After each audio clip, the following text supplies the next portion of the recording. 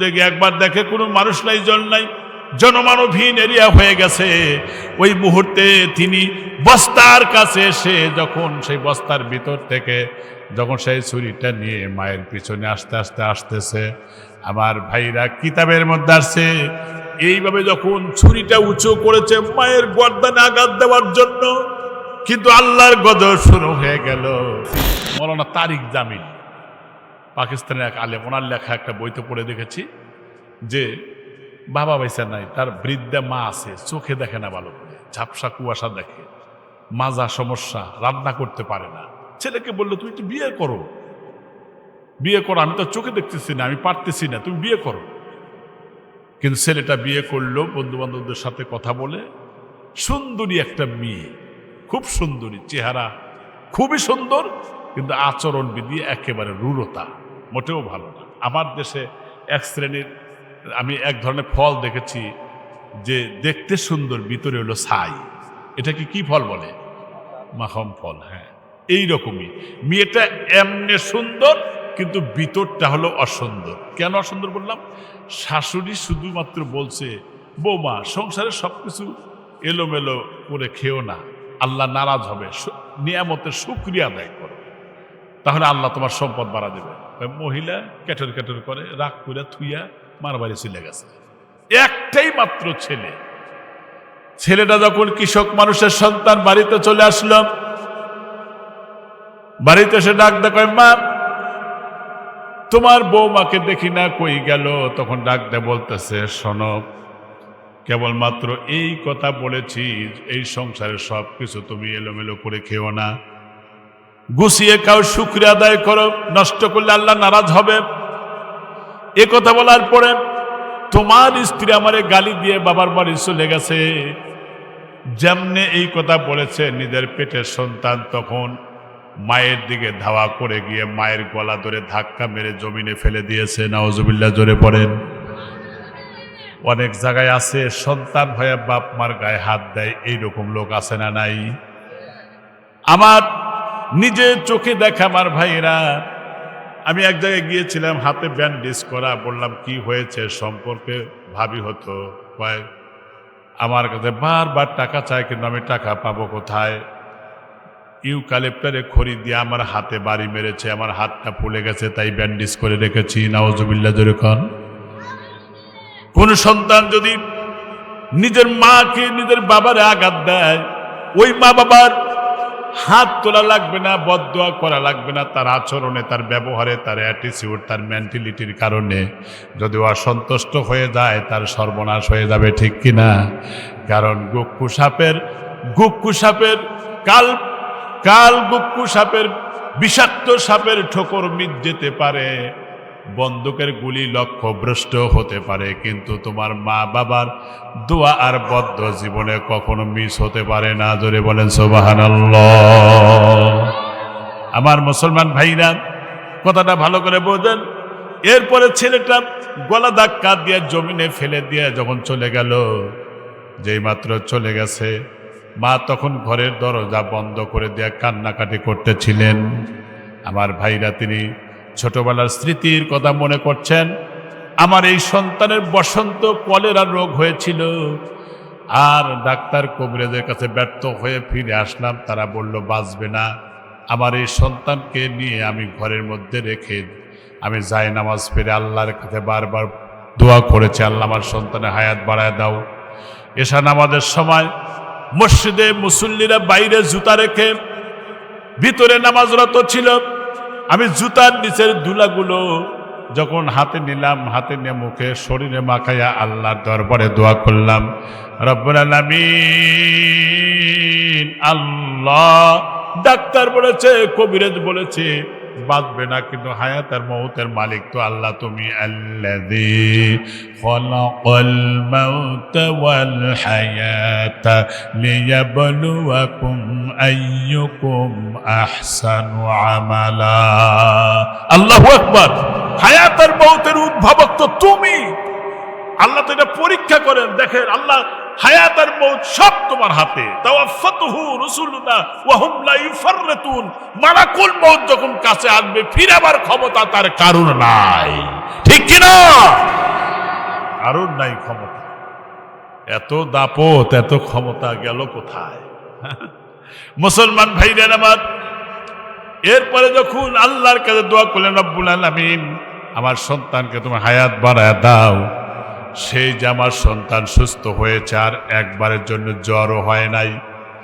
এই সন্তান যখন সুস্থ হয়েছে, এই সন্তান বিয়ে করেছে, নিজের স্ত্রীর ভালোবাসার কারণে আমার শরীরে আঘাত দিল, আমার মারল।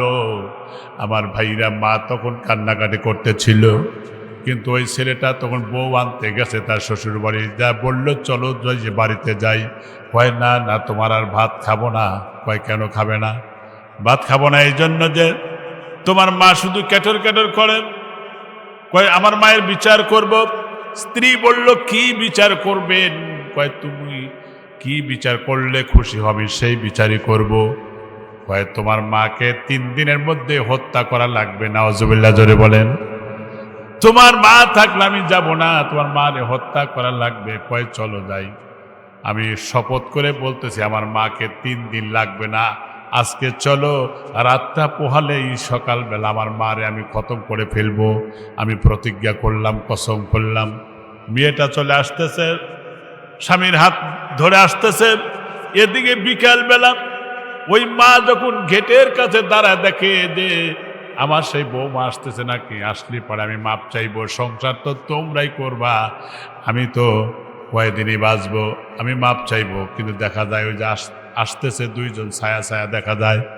কাছাকাছি যখন চলে আসলো, গেটের মধ্যে প্রবেশ করলো, এরপরে তখন মা তখন বৌমার হাত জড়িয়ে ধরে কান্না বিজড়িত কণ্ঠে ডাক দেয়া বললেন, বৌমা সংসার তো তোমরাই করবা, আমি কয়েকদিনই বাঁচবো, আমারে ক্ষমা করে দাও। সারাদিন মা খায় নাই। ওই বৌমা মায়ের শাশুড়ি মায়ের মাথার ঝুঁটি ধরে টান দিয়ে এমন জোরে ফেলে দিয়েছে জমিনে, উপর হয়ে শুয়ে তার ঠোঁটটা কেটে ফিনকি দিয়ে রক্ত বেরিয়ে গেছে। মা তখন ঘরের মধ্যে দরজা বন্ধ করে সারা রাত কাটালো। এদিকে ওই দিন স্বামী আর স্ত্রী অন্য ঘরের মধ্যে আনন্দ করলো, ফুর্তি করলো। এরপরে ধারালো অস্ত্র তীক্ষ্ণ ভাবে ধার করলো। সকালবেলা মায়ের দরজা নক করলো, ও মা দরজা খোলো, মা তুমি দরজা খোলো। মা তখন দরজা খোলার আগে চিন্তা করলো, আমার মায়ের আমার এই সন্তানের মধ্যে মনে হয় পরিবর্তন এসেছে, ভুল বুঝতে পেরেছে। সেই জন্য তারপরে মা ডাক দেখায়, বাবা তুমি আমার ডাকতেছ কেন? তিনি মার খাওয়ার পরে বোর মায়েরও খাইলো, তারপরে সন্তানের মায়েরও খাইলো।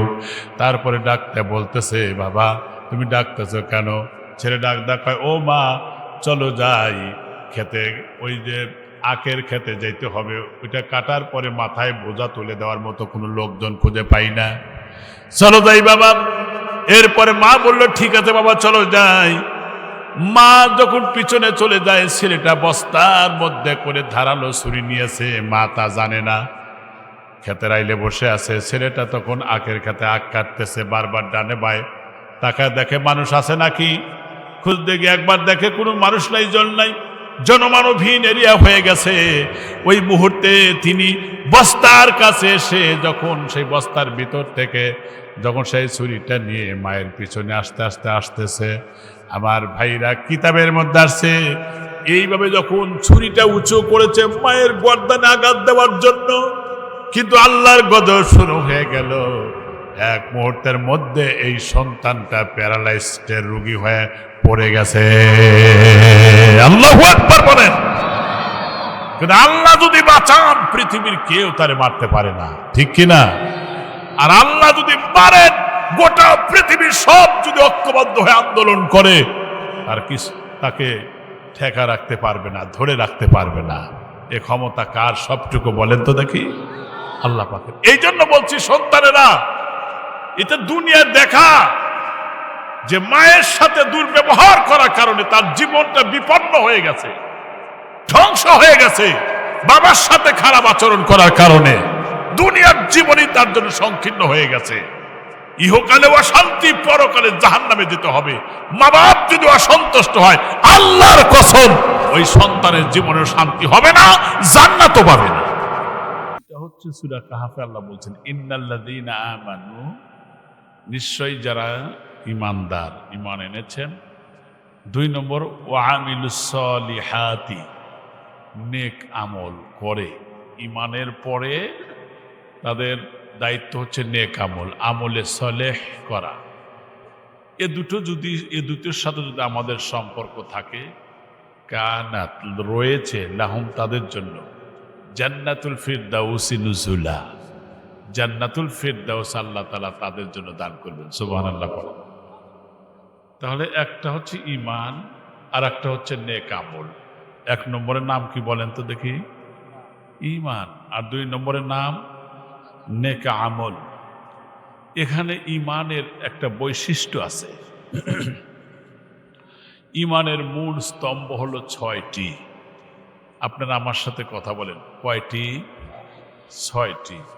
আমানতু বিল্লাহি, আমি ঈমান আনলাম আল্লাহর প্রতি। কার প্রতি? আল্লাহকে আমরা কি দেখেছি? না দেখে বিশ্বাস করেছি, এই বিশ্বাসই হচ্ছে ঈমান। 2 নম্বর ওয়া মালাইকাতিহি, ফেরেশতাদের প্রতি। তাদেরকে তো আমরা দেখিনি, ঠিক না? তাদের প্রতি বিশ্বাস করেছি। 3 নম্বর ওয়া কুতুবিহি, আসমানি কিতাব সমূহের প্রতি। তারপরে ওয়া রুসুলিহি, এরপরে নবী রাসূলদের প্রতি। এরপর আল কদরি, কদর মানে তাকদীরের প্রতি, ভালো আর মন্দ নিরূপণ করার ক্ষমতা কার? আল্লাহ পাকের, এটার প্রতি। আর পুনরুত্থান দিবস, পরকালের প্রতি। অর্থাৎ 6 নম্বর হলো তাকদীর, ভালো মন্দ যা হয় আল্লাহর পক্ষ থেকেই হয়। এই পুনরুত্থান দিবস আছে, এটার উপরে পূর্ণাঙ্গ বিশ্বাস। ঈমানের এইটা হচ্ছে, এই 6টি হলো মূল স্তম্ভ। এখন ঈমানের প্রত্যেকটা বিষয়ের উপরে আপনি স্তম্ভের উপরে বিশ্বাস করলেন, যদি একটাকে যদি আমি বাইপাস করে দেই, তাহলে সে ব্যক্তি ঈমানদার হতে পারল না, একটাকে অস্বীকার করা হলো। আফাতুমিনুনা বিবাদিল কিতাব ওয়া তাকফুরুনা বিবাদ, তুমি কিতাবের কিছু অংশ মানবে আর কিছু অংশ মানবে না, এটা হতে পারে না। সম্মানিত ভাইরা, এই জন্য ঈমান আনার পরে একটা চিহ্ন আছে, আলামত আছে। কি আলামত সেটা আমাদের জানা দরকার। ঈমানের আলামতটা কি? ঈমানের আলামতটা হচ্ছে ঈমানদারের সামনে যখন আল্লাহ পাকের কালাম তেলাওয়াত হয়। আল্লাহ রাব্বুল আলামিন কোরআনুল কারীমের সূরা আনফালের 2 নম্বর আয়াতে আল্লাহ পাক বললেন, ইন্নামাল মুমিনুনাল্লাযীনা ইযা যুকিরাল্লাহু ওয়াজিলাত কুলুবুহুম।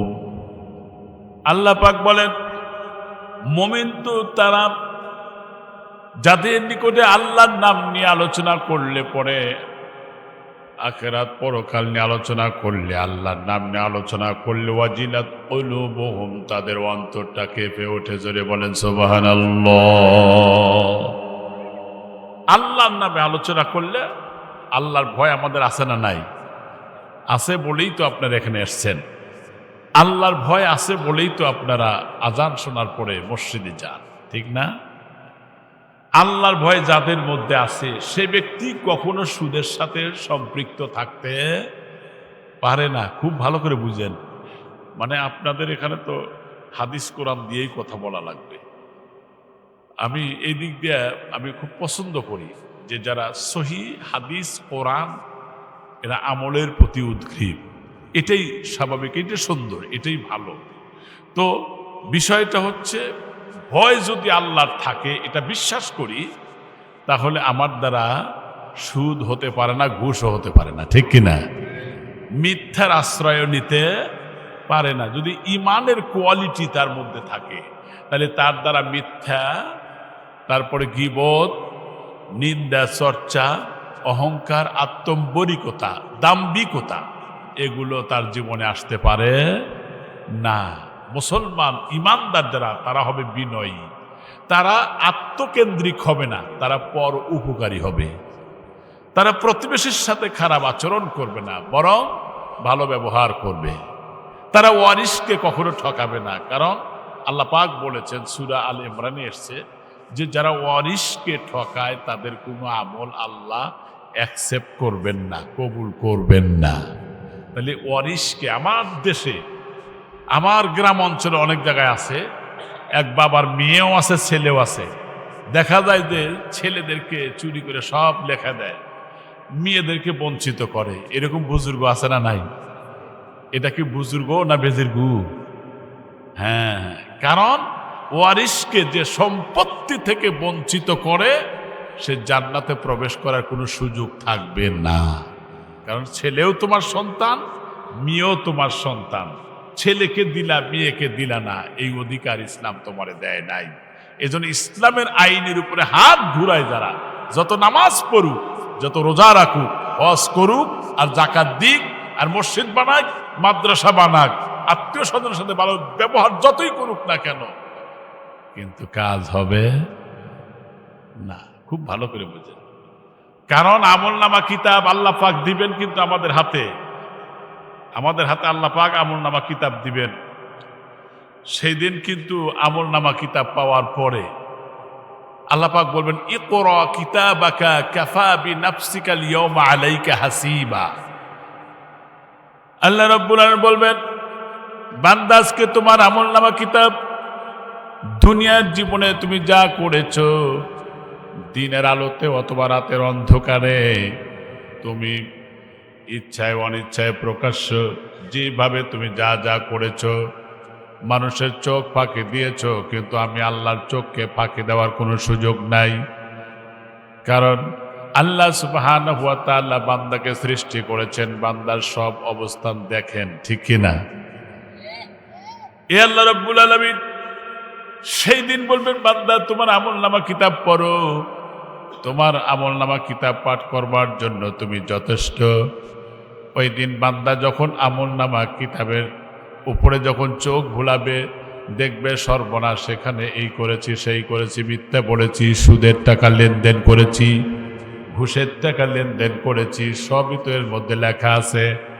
বান্দা দুনিয়ার জীবনে যেমন মিথ্যা কথা বলেছে, এরপরেও ওই দিনও মিথ্যা কথা বলতে চাইবে, কিন্তু বলতে পারবে না। আল্লাহ পাক বলেন, আল ইয়াউমা নাখতিমু আলা আফওয়াহিহিম ওয়া তুকাল্লিমুনা আইদিহিম ওয়া তাশহাদু আরজুলুহুম বিমা কানু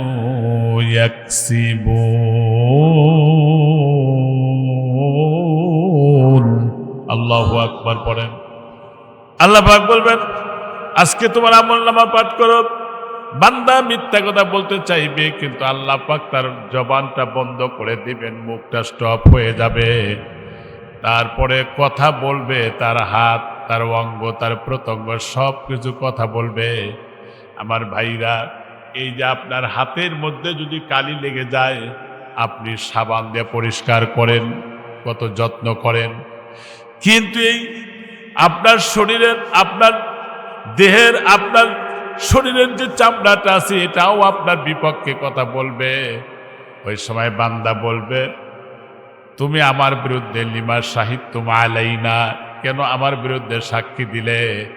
তখন ওই অঙ্গ প্রত্যঙ্গ সবগুলো বলবে যে আল্লাহ পাক দুনিয়ার জীবনে আমাকে বাক শক্তি দিয়েছিলেন না, এখন তো বাক শক্তি দিয়েছেন, এই জন্য আজকে তোমার জীবনের সব কথাগুলো ওপেন করে দেব আল্লাহ রাব্বুল আলামিনের দরবারে। আমার তো ভয়ে অস্থির হয়ে হারে, কি করে মানুষ অন্যায় করতে পারে, কি করে মানুষ নামাজ ছেড়ে দিয়ে থাকতে পারে?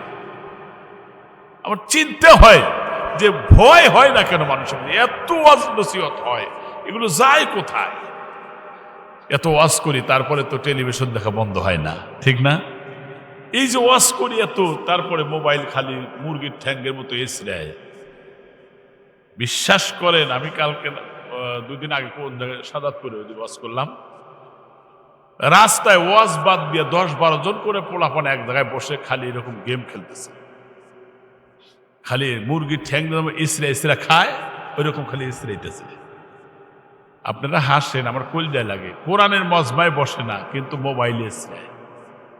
এই মোবাইলের মধ্যে হাবিজাবি দেখে চরিত্র বিনষ্ট করার সবচেয়ে বড় হাতিয়ার হলো মোবাইল। মুরব্বীরা বোঝেও না, তারা দেখেও না, তাই তারা ঠিক কয় নাই। যারা দেখে তারা ঠিক কইছে। সবচেয়ে বড় হাতিয়ার একটা মানুষকে যৌন সুরসুরি দেওয়ার। আপনি ভালো জিনিস দেখতেছেন, টুহাইতেছেন, ভালো দেখতে দেখতে খারাপ জিনিসটা ভিতরে চলে আসে, ঠিক কিনা? একজন ব্যাচেলার ছেলে মেয়ে যদি এই দৃশ্য যদি দেখে, তাহলে সেই ছেলে মেয়ের চরিত্র পরিশুদ্ধ রাখা সব থেকে কঠিন হয়ে দাঁড়ায়। আজকে এমবি ভর্তি টাকা লাগে, সময়ের ক্ষতি, রাত বড়া বালিশের উপরে মাথা দিয়ে সব সময় ইসরাইতেছে। রাত 2টা 3টা, ফজরে নামাজের খবর নাই, আছে না নাই? ফজরে নামাজের খবর নাই। বিশ্বাস করেন, 5 ওয়াক্ত নামাজ জামাতে যে পড়ে না, সে প্রকৃতপক্ষে মুসলিম হতে পারে না। ফজরের নামাজ যদি কোনো মানুষ আদায় করে, দুনিয়া এবং দুনিয়ার মধ্যে যা কিছু আছে বুখারী হাদিস, তার চেয়ে উত্তম বদলা আল্লাহ তাকে দান করবেন। সুবহানাল্লাহ। অথচ ফজরে মুসলমান মুসল্লি কম। আজকে মসজিদে মুসল্লি দেখা যায় না। কি জবাব দিবে তুমি আল্লাহর কাছে? আর আমরা বাপ যারা, গার্জিয়ান যারা, যদি শাসন না করি, বিশ্বাস করেন বেনামাজির গার্জিয়ান হয়ে পরকালে উঠলে মহাবিপদে পড়া লাগবে। আমি এক জায়গায় দাওয়াত দিয়েছিলাম যে আপনার ছেলেকে ডাক দিয়ে নিয়ে আসি, কয় না ঘুমাইছে, ঘুমে ডিস্টার্ব করা দেবো না। আমি বললাম আপনার চাইতে সব বনেসা বাবার নাই, ঠিক কিনা? আর আমার ধুকুরে বেড়ায় যারা তাঁত শ্রমিক আছে, প্রত্যেক আগে দেখছি সপ্তাহে একদিন বিল দিছে, আর এখন দেখি যে প্রতিদিন টাকা নেয়, খালি কয় কিস্তি দেওয়া লাগবে। কিস্তি মানে সুদের কিস্তি, বোঝা নেই মনে হয় না? এগুলা কি ইমানদার? কিছু ইমানদার আছে যেটা কুকুর মার্কা ইমানদার। মাইন্ড করেন না, আগে কয়া নেই তারপরে গাল বেরেন। কুকুর দেখবেন যে ঠ্যাং উঁচা করে দেয়, পেশাব করে এক ঠ্যাং উঁচা করে দেয়। এদিক তাকান, যা করে করুক, আমরা ঠ্যাং উঁচা করে দেয় কেন? উনি মনে করে এই পেশাবটা খুবই নাপাক, আসলে কিন্তু নিকৃষ্ট পানি। তারপরে পেশাব যেন আমার শরীরে, আমার পায়ে না লাগে, তাই ঠ্যাং উঁচা করে দূরে দেয়। কিন্তু ওই কুকুরই কিন্তু আবার মানুষের পায়খানায় মুখ দেয়, ঠিক কিনা? তাহলে পেশাব দূরে দেয় শরীরে না, যাতে না লাগে, কিন্তু এই মানুষ, এই কুকুরই আবার পায়খানা খায়। এটা কুকুর মার্কা ইমানদার কেন বললাম? কিছু মানুষ আছে মক্কা মদিনা থেকে ঘুরে আসে, চাকরি করে, সচিবালয় কন, আর ডিসি অফিসে কন, টিওন অফিসে কন, থানায় কন, যে কোনো ক্ষেত্রেই হোক না কেন, রোজার দিনে যদি বলা হয় ফাইল তো সই করে না, যখন টাকার পেটি দেয় তখন এই টাকা দিতে আমি তো রোজা আছি, ডয়ারের মধ্যে রেখে দাও। কিন্তু হাতে নিলে রোজা নষ্ট হবে এটা ভাবে, কিন্তু ওইটা খাইলে মনে গেল রোজা মনে হয় ভাঙ্গে না, এটা খাইলে মনে হয় সে পরিশুদ্ধ থাকে। তাহলে এই জন্যই বলছি কুকুর মার্কা ইমানদার এগুলো। মুসলমান ভাইরা আমার কথাটা ভালো করে বুঝবেন। ওই মুমিন বান্দাকে যখন আল্লাহ পাক যখন তার আমল নামা তার ডান হাতে দেওয়া হবে, একটা একটা করে ভালো করে কথাগুলো নেন। ফাআম্মান উতিয়া কিতাবাহু বিয়ামিনিহি, আল্লাহু আকবার পড়েন। আল্লাহ পাক বলছেন, দেখেন যে তখন তার আমল নামা তার ডান হাতে দেওয়া হবে, সে বলবে, আল্লাহ পাক বললেন আমল নামা পড়ে দেখো, আজকে তুমি দুনিয়ার জীবনে যা করছিলে আজকে তুমি পড়ে দেখো আমল নামাটা। দেখেন ওই মানুষটা তখন বলবে কি জানেন? লোকটা বলবে, ইন্নী যানানতু আন্নী মুলাকিন হিসাবিয়া, বলবে আমার দৃঢ় বিশ্বাস ছিল যে আমি আমার হিসাবের সম্মুখীন হব, এটা আমার বিশ্বাস ছিল। আর এই বিশ্বাসটাই হচ্ছে ঈমান। সুবহানাল্লাহ পড়েন। কিন্তু যাদের বিশ্বাস অকপটে, যদি সে মনে না করে যে আমার বিশ্বাস থাকে, যদি এটা মনে করে, তাহলে সেই ব্যক্তি কখনো বেআমলদারি হতে পারে, সেই বাড়িতে বেপর্দা হতে পারে না।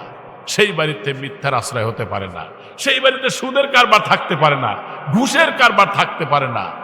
একটা মানুষ দেখেন মিথ্যা কথা বর্জন করে সেই মানুষটা যদি সেজদার মধ্যে পড়ে, আচ্ছা আপনারাই বলেন জিবরাইল ফেরেশতার পাখা কয়টা? হ্যাঁ, 600। আবার কোনো কিতাবে লেখে 650। যা একটা মারলেই এক আসমান থেকে আর এক আসমানে চোখে মটক ফলানো আগেই চলে আসে। তো উনি যখন আসমান থেকে 600 পাখা যদি মেরে যত দ্রুত যেতে না পারে, কোন ইমানদার বান্দা মিথ্যা আর সুদ বর্জন করে যদি সেজদা দেয়, জিবরাইল ফেরেশতা 600 পাখা মারার চাইতেও আগে আল্লাহ পাকের দরবারে পৌঁছে যায়। সুবহানাল্লাহ পড়েন। তাহলে জীবনে মিথ্যা কথা বলবো না, এই দৃঢ় প্রত্যয় ব্যক্ত করতে হবে। মুসলমান ভাইরা আমার, কেউ যদি আমল করতে সক্ষম হয়, তাহলে যেই লোকটা নিজেই বলবে আমি এটা ধারণা করেছিলাম, এটাই আমার ধারণা ছিল যে আমার আমল নামে এটাই হবে, ফাহুয়া ফি আইশাতির রাদিয়া। কোরআন শরীফে আছে না নাই? তার মানে সুতরাং সেই ব্যক্তি আমল ডান হাতে আসার কারণে সন্তোষজনক অবস্থানে সে অবস্থান করবে। সুবহানাল্লাহ। ফাহুয়া ফি জান্নাতিন আলিয়া, সে ব্যক্তি সুউচ্চ জান্নাতে অবস্থান করবে। সুবহানাল্লাহ। কিতাবে আসছে আমল নামাটা এমন ভাবে আসবে যে যখন ওজন হবে আমল নামাটা সামনের দিক থেকে সে ডান দিকে আসবে। এটা হলো ইমানদারের জন্য। 3টা জায়গা খুব কঠিন জায়গা হবে। 3টা জায়গায় খুব কঠিন জায়গা হবে, যেই সময় কেউ কারু কথা স্মরণ করতে পারবে না। বিশ্ব নবী বয়ান করছেন কেউ কারো কথা স্মরণ করতে পারবে না। সেই জায়গাটা হলো যেই জায়গায় নেকি আর বদি ওজন করা হবে। ওয়ানাদাউল মাওয়াজিনাল কিসত লিয়াউমিল কিয়ামা ফালা তুযলামু নাফসুন শাইআ ওয়া ইন কানা মিসকাল হাববাতিন মিন খারদালিন আতাইনা বিহা ওয়াকাফা বিনা হাসিবিন। আল্লাহু আকবার পড়েন। নেকি আর বদি যখন ওজন হবে, নেকি বদি ওজন যখন করা হবে, ওই মুহূর্তে মানুষ কেউ কারুর কথা স্মরণ রাখতে পারবে না। এই জন্য যে না জানি আমার নেকির পাল্লা হালকা হয় না ভারী হয়, এই দুশ্চিন্তা তারে পেয়ে বসবে। এরপরে যখন নেকি বদি ওজন করার পরে আমলনামা দেওয়া হবে, তখন সে পেরেশানির মধ্যে থাকবে, কেউ কারোর কথা স্মরণ করতে পারবে না। শুধু তাই না, যখন একদম চুলের চেয়ে চিকন তরবারির চেয়ে ধারালো, যে তীক্ষ্ণ ধারালো যে রাস্তাটা পুল অতিক্রম করে যেতে হবে, সেটা জাহান্নামের উপর দিয়ে যে রাস্তাটা আছে, ওই রাস্তা যখন অতিক্রম করবে, এই লোকটা ওইখানে অতিক্রম করতে পারবে কিনা এই দুশ্চিন্তা তাকে পেয়ে বসবে। কেউ কারুর কথা বলতে পারবে না, কারুর কথা কারুর চিন্তা তার মগজে আসবে না। শুধুমাত্র নিজে বাঁচাবার জন্য, নিজে কি করে রক্ষা পাওয়া যায়, এই চিন্তায় তার মধ্যে থাকবে। আমার মুসলমান ভাইরা, এমন একটা বিপদ আসবে যেই সময় নিজের মা পর্যন্ত সন্তানকে পরিচয় দিবে না, নিজের বাবাও পরিচয় দিবে না, নিজের অর্ধাঙ্গিনী স্ত্রী সেও পরিচয় দিবে না, এরপরে নিজের সন্তানাদিকেও পরিচয় দিবে না। কারণ এমন ভয়াবহ অবস্থা হবে। আমার আল্লাহ রব্বুল আলামিন কুরআনুল কারীমের মধ্যে বলেন, ওয়াতারান নাসা সুকারা। হে নবী, আপনি সেদিন দেখবেন মানুষ মাতালের মতো, পাগলের মতো, উদ্ভ্রান্তের মতো ছুটাছুটি করবে। আল্লাহু আকবার পড়লেন না? এমন মাতালের মতো, পাগলের মতো, উদ্ভ্রান্তের মতো ছুটাছুটি করবে। আহারে, ঘর্মাক্ত হয়ে যাবে ঘামের কারণে, কারোর হাঁটু পর্যন্ত, কেউ মাজা পর্যন্ত। যেই দিন আরশের ছায়া ছাড়া কোনো ছায়া থাকবে না, ওই মহা বিপদের দিন মানুষ অস্থিরতায়, বিষণ্ণতা তাকে পেয়ে বসবে। ওয়ামা হুম বিসুকারা, আসলে তারা পাগল ছিল না। ওয়ালাকিন আযাবাল্লাহি শাদীদ, জাহান্নামের কঠিন শাস্তির ভয়ে তারা ওইরকম পেরেশান হবে। নিজের মাও পরিচয় দিবে না যে উনি আমার সন্তান, নিজের বাপ পরিচয় দিবে না যে এ আমার সন্তান, নিজের ভাই পরিচয় দিবে না যে এটা আমার ভাই, নিজের বোন পরিচয় দিবে না যে এটা আমার ভাই, ভাইও পরিচয় দিবে না যে এটা আমার বোন। আল্লাহু আকবার পড়লেন না? মুসলমান ভাইরা আমার, এই কথা তো আমার না, আমার আল্লাহ বলেছেন। কে বলেছেন? ইয়াউমা ইয়াফিরুল মারউ মিন আকি ওয়া উম্মিহি ওয়া আবি ওয়া সাহিবাতিহি ওয়া বানি। আল্লাহু আকবার পড়েন। সেদিন তোমার বাবা পরিচয় দিবে না, তোমার মা পরিচয় দিবে না, তোমার ভাই পরিচয় দিবে না, ছেলে সন্তান কেউ পরিচয় দিবে না। তোমার দুনিয়ার জীবনে অর্থ, দাম্পত্য জীবনে তোমার অনেক কিছু ছিল, সেদিন কোনো কাজে লাগবে না। মুসলমান ভাইরা রে, নিজের সন্তানও কাজে লাগবে না, ধন সম্পদও কাজে লাগবে না। এটা আল্লাহ পাক কুরআনুল কারীমে সূরা মুনাফিকুনের 9 নম্বর আয়াতে আল্লাহ পাক বলে দিলেন, ইয়া আইয়ুহাল্লাযীনা আমানু লা তুলহিকুম আমওয়ালুকুম ওয়ালা আওলাদুকুম আন যিকরিল্লাহ ومن يفعل ذلك فأولئك هم الخاسرون। আল্লাহু আকবার বলেন। আল্লাহ পাক বলছেন, ইমানদারগণ, তোমরা তোমাদের সন্তান সন্ততি যেন তোমাদেরকে আল্লাহর স্মরণ থেকে গাফেল না রাখে। সন্তানের মায়া মহব্বত, সন্তানের আকর্ষণ, সন্তানের কারণে যেন জিকির থেকে ভুলিয়ে না রাখে। যদি এমন কেউ করে তাহলে সেই ব্যক্তিরা সব থেকে পরকালে ক্ষতিগ্রস্ত হয়ে যাবে। নিজের সন্তান সেদিন পরিচয় দিবে না। এত মুসিবত, এই বাবার কথা বলো না তো, এমন মুসিবত সেই সময় হবে। আল্লাহরে ভয় করুন, আল্লাহরে ভয় করুন, আল্লাহর হুকুম পালন করুন। নিজের ওই দিন একজন ইমানদার হতে হলে নিজের জানমালের কোরবানি দিতে হবে। এটা ইমানদারের কোয়ালিটি, ঠিক কিনা? আল্লাহ পাক বলছেন, ইন্নাল্লাহা আশতারা মিনাল মুমিনিনা আনফুসাহুম বিআন্না লাহুমুল জান্নাহ ইউকাতিলুনা ফি সাবিলিল্লাহ ওয়া ইয়াকতুলুনা ওয়া ইউকতালুন। নিশ্চয়ই মুমিনদের নিকট থেকে তাদের জীবন সম্পদ ক্রয় করে নিয়েছেন কে? আল্লাহ। বিনিময় দিবেন কি? জান্নাত। সুবহানাল্লাহ। এই জন্য জান্নাত পেতে হলে আল্লাহকে ভয় করে আল্লাহর হুকুম আর রসুলের আদর্শ বাস্তব জীবনে অনুশীলন করতে হবে, ঠিক কিনা? যদি তাই করতে পারে একজন মানুষ, তাহলে রসুল সাল্লাল্লাহু আলাইহি ওয়াসাল্লাম যেদিন মাকামে মাহমুদের কাছে সেজদায় পড়ে থাকবেন, হাদিসে আসছে যে সোনার চেয়ার থাকবে, সে চেয়ারে তার বসার জায়গা হবে, কিন্তু নবীজি সেদিন বসবেন না। আল্লাহ রাব্বুল আলামিন জিজ্ঞাসা করবেন, হাবিব আপনি কেন বসছেন না? বিশ্ব নবী সাল্লাল্লাহু আলাইহি সাল্লাম বলবেন, না আমি বসবো না। কেন বসবে না তা জানিয়ে দিবেন রাব্বুল আলামিন। আজকে যেমন অসংখ্য উম্মতেরা এখানে এসেছে, আমার অগোচরে যদি আপনি ওজন করেন, বিচার করেন, না জানি আমার উম্মতেরা কত বিপদে পড়ে যাবে। এই জন্য আমার সচক্ষে সেটা দেখতে চাই, আমার উপস্থিতি সেটা দেখতে চাই। আল্লাহ পাক তার সুপারিশটা কবুল করে নেবেন। যখন দেখা যাবে বিশ্ব নবী দেখবেন যেই উম্মতের নেকির পাল্লাটা হালকা হয়ে যায়, ওই সময় বিশ্ব নবী সেই হালকা নেকির পাল্লার উপরে যখন ডান হাতটা রাখবেন, বিশ্ব নবীর হাতের মর্যাদার খাতিরে সেই পাল্লাটা হালকা থাকবে না, ভারী হয়ে যাবে।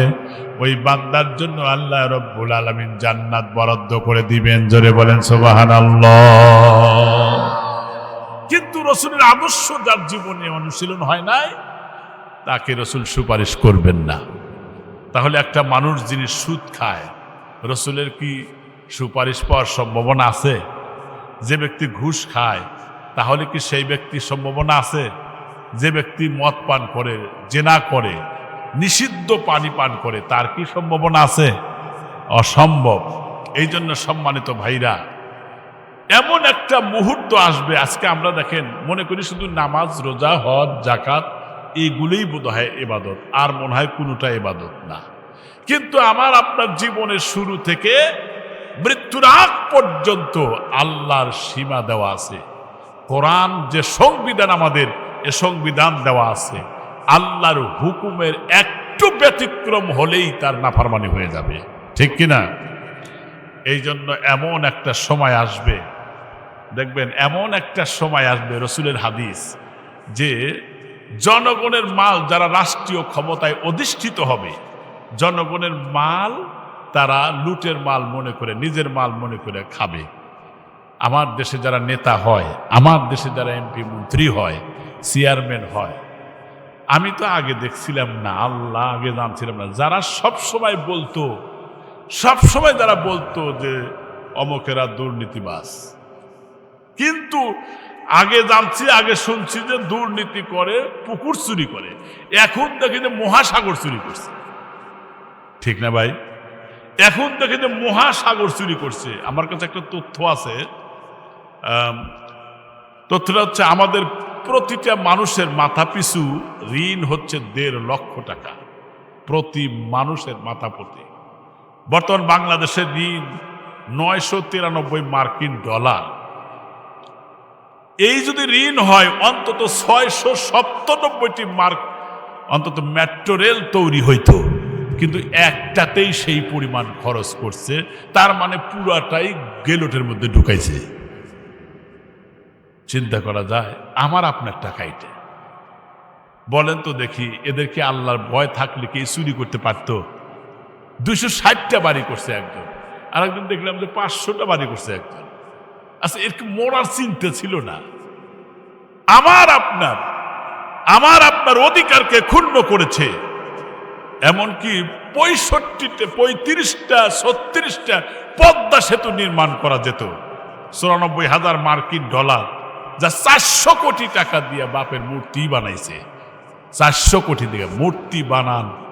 আমার নবীর পৃথিবীতে আগমন হয়েছিল মূর্তিকে ধ্বংস করার জন্য, ঠিক কিনা?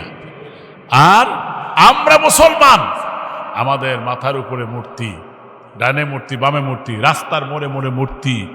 মূর্তি এমন অবস্থা হয়ে গিয়েছিল, কাজেই যেগুলো করেছিল আলেমরা, এর প্রতিবাদ করার কারণে আলেমদেরকে ধরলো, আলেমদেরকে মারলো, জেলের মধ্যে ঢুকাইলো, তাদেরকে হত্যা করলো।